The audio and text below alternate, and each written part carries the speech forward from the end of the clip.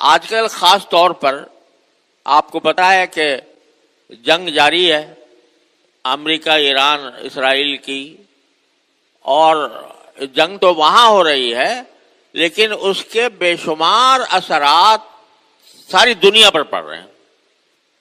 تیل کی قیمت ایک دم سے کہیں سے کہیں پہنچ گئی ہیں، دگنی تگنی ہو رہی ہے. اب جیسے ہمارا غریب ملک ہے تو اس میں تیل کے اگر قیمتیں بڑھتی ہیں تو ساری چیز مہنگائی ہوتی ہے، کیونکہ تیل کی قیمتیں بڑھیں گی تو آنے جانے کا اور آمد و رفت کے جو ذرائع ہیں ان کے کرائے بڑھیں گے. کرائے بڑھیں گے تو جو چیزیں وہ اٹھا کر لے جا رہے ہیں ایک جگہ سے دوسری جگہ، ان کی قیمتوں میں اضافہ ہوگا. مہنگائی کا ایک طوفان آ سکتا ہے.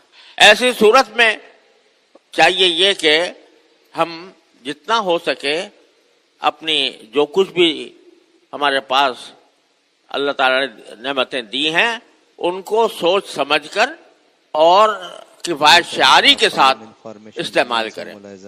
ہماری حکومت نے بھی یہ ایک نظام دیا ہے کہ بھئی لوگ کفایت شعاری سے کام کریں، تو اس میں بعض اوقات یہ بھی سنا ہے کہ یہ بھی حکم دیا ہے کہ دفتر میں آنے کے بجائے گھر میں بیٹھ کے کام کریں تاکہ آنے جانے کے اندر جو پیٹرول خرچ ہوتا ہے اس کی بچت ہو جائے.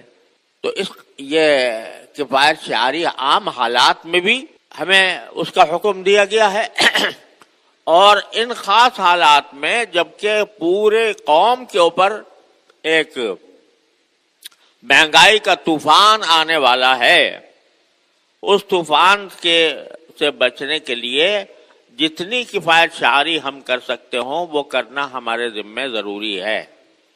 کیونکہ یہ جنگ پتہ نہیں بند ہوتی ہے یا کب کھلتی ہے، لیکن اس کی وجہ سے تیل کے اوپر اس وقت پوری دنیا کا دار و مدار ہے. تو وہ اگر اس کی قیمتیں بڑھیں گی تو ہمارے ہاں بھی بڑھیں گی، اور ہمارے ہاں بڑھیں گی تو ہر چیز کی قیمتیں اس سے وابستہ ہیں. یہ بیان آپ تو اس لیے بھائی اس وقت گزارش یہ تھی کہ اس موقع کے اوپر احتیاط کے ساتھ کام کیا جائے اور ہر چیز میں یہ دیکھا جائے کہ جو اللہ تعالیٰ کی دی ہوئی نعمتیں ہیں، وہ پانی ہو، وہ بجلی ہو، وہ گیس ہو، وہ تیل ہو، اس کو احتیاط کے ساتھ استعمال کیا جائے. اللہ بچائے اگر جنگ کا دائرہ وسیع ہوتا ہے تو اس صورت میں معاملہ صرف اس جگہ کی حد تک محدود نہیں رہتا جہاں پر لڑائی ہو رہی ہے، بلکہ اس کے آس پاس کے تمام علاقے اس سے متاثر ہوتے ہیں. چیزیں کم دستیاب ہوتی ہیں، مہنگائی بڑھ جاتی ہے، اور بعض اوقات ایسے بھی مواقع آتے ہیں کہ جس میں انسان کو نہ تیل میسر ہوگا، نہ بجلی، نہ گیس اور نہ پانی. ایسی صورت میں ہم سب کو اس بات کا لحاظ رکھنا چاہیے کہ ہم اپنے نبی کریم سرور دو عالم صلی اللہ علیہ وسلم کی ہدایات کی طرف لوٹیں اور اس پر عمل کریں. اور اب تک ہم نے جو کچھ بے احتیاطیاں کی ہیں اللہ تعالی ہمیں معاف فرمائے.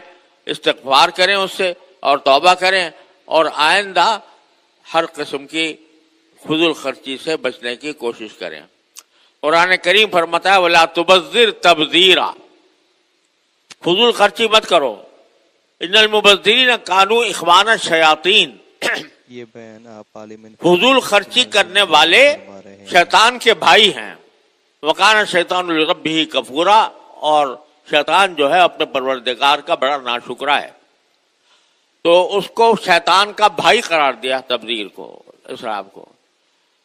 اب یہاں بعض اوقات یہ سوال دل میں پیدا ہوتا ہے کہ بھئی اسراف اور تبذیر یعنی فضول خرچی کس حد تک خرچ کرنے کو ہم کہیں گے کہ یہ کفایت شعاری میں داخل ہے، اور کس حد کے بعد وہ اسراف بن گیا ہے یا تبذیر بن گئی ہے. یہ ایک سوال دل میں پیدا ہوتا ہے اور جائز سوال ہے، اور بعض اوقات لوگ اس کشمکش میں رہتے ہیں کہ میں جو یہ خرچہ کر رہا ہوں یہ آیا اسراف میں داخل ہے یا نہیں، یہ تبذیر میں داخل ہے یا نہیں، یہ جائز ہے یا نہیں، یہ جائز ہے یا ناجائز ہے، تو اس کی تھوڑی سی تفصیل بیان کرنی ہوگی، لیکن اب وقت اتنا نہیں ہے کہ اس ساری تفصیل بیان کی جائے. تو انشاءاللہ اللہ نے زندگی دی تو اگلے جمعہ میں اس کی تفصیل بیان کروں گا انشاءاللہ.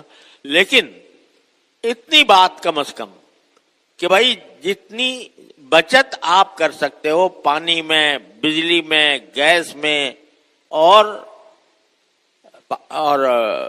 جتنے بھی ہمارے پاس اللہ تعالیٰ نے آلات دیے ہوئے ہیں ان کے استعمال میں وہ بچت کرنے کی عادت ڈالنی چاہیے. اللہ تعالیٰ مجھے بھی آپ کو بھی اس کی توفیق عطا فرمائے اور ہمیں شیطان کا بھائی